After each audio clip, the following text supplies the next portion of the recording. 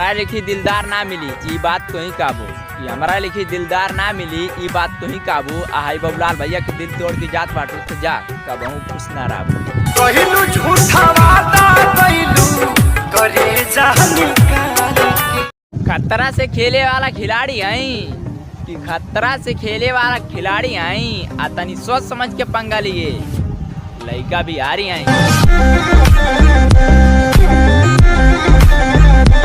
दोस्ती की आगे दुश्मनी कौना काम के कि दोस्ती की आगे दुश्मनी कौना काम के।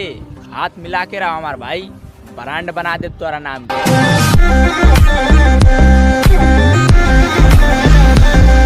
कि अगर मिलजुल के रहबे तो तोर हर वक्त साथ देव कि भाई अगर मिलजुल के रहबे तो तोर हर वक्त साथ देव। अगर पीठ पीछे वार कैले ना तो दौड़ा के सरू तो हमके तोरे गहूं गोली मार दे।